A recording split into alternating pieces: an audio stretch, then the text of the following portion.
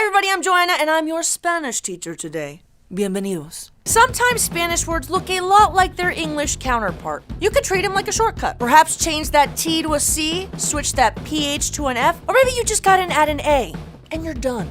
But occasionally, there are words that seem like shortcuts, but are actually winding back roads that lead you in circles and then suddenly take you to a cul-de-sac from a CW show. Too many plot twists and surprisingly dangerous. Which CW show has a cul-de-sac, Joanna?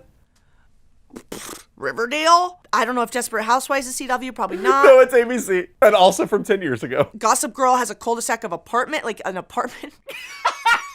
So to all the Spanish teachers who use my videos in their class and ask me to please stop cursing, and native Spanish speakers who will send this to their one friend who can't get past the word biblioteca, welcome to our lesson.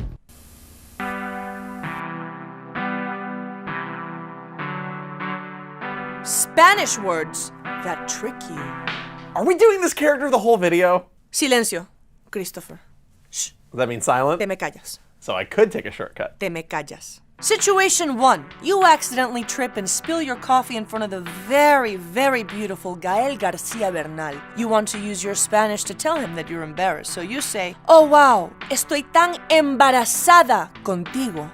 Well, guess what? You just ruined your chances of seducing a Golden Globe winner because you told him that you were pregnant with him. Lesson 1. Embarazada is not embarrassed, it's pregnant.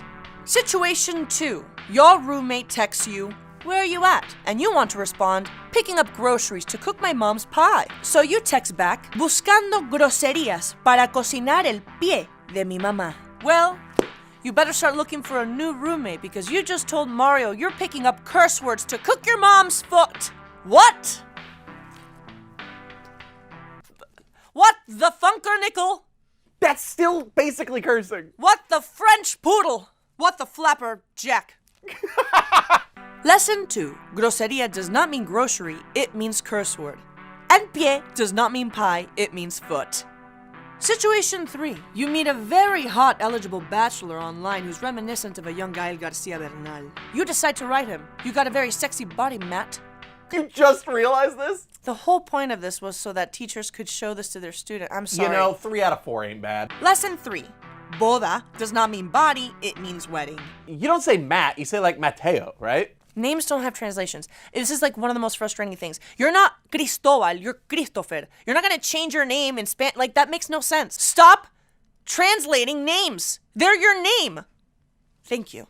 Maybe if you were my Spanish teacher, I would have passed. Oh, no, you would not have. Situation 4. Gael García Bernal forgave you for that weird baby comment from lesson 1, and you two are at the altar in love. You met at a Starbucks one day.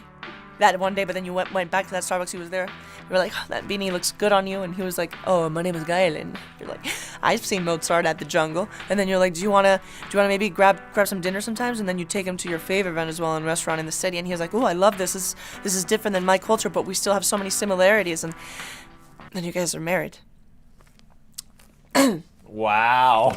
As part of your vows, you want to say, "I promise to support you and to make you a father and to never embarrass you again." So you say, "Prometo soportarte, convertirte en papa y nunca embarazarte." Well, get ready to sign the annulment papers because you just told Gael that you promised to put up with him, to make him a potato, and then to never impregnate him. You did the pregnant thing again. You weren't paying attention. You weren't paying attention to lesson 1. Lesson 4. Soportar is not to support, but to put up with. Papa is not father, it is potato. And embarazada is still pregnant. Joanna, as much as I'm enjoying the hero's journey this teacher's undertaking, maybe you could speed this up a little bit. Okay, fine. Here's a few more, and then we'll be done with it. Red isn't red, it's net. Mayor isn't mayor, it's older. And once isn't once, it's 11. Those are a few more. There's more, but we don't have time. How much of this was just because you wanted to play a teacher? Detention. You can't put me in detention. Go to detention. No field trip to the museum of zoology for you. Point is, English and Spanish, we share a lot of Latin root words, but the way that they evolved in each language is different. And I think that's what happened. I'm not 100% sure, I haven't really researched that, but that's what makes sense to me. You didn't write an ending to this at all, did you? I wanted to get Gael García Bernal to do a cameo, but I couldn't access his agent, so I think I found his phone number, though. Oh, no. So until next time, I'm Profesora Joanna, and please stay in school and stay off drugs. That's what I think a teacher would say. Wow, you're such a square.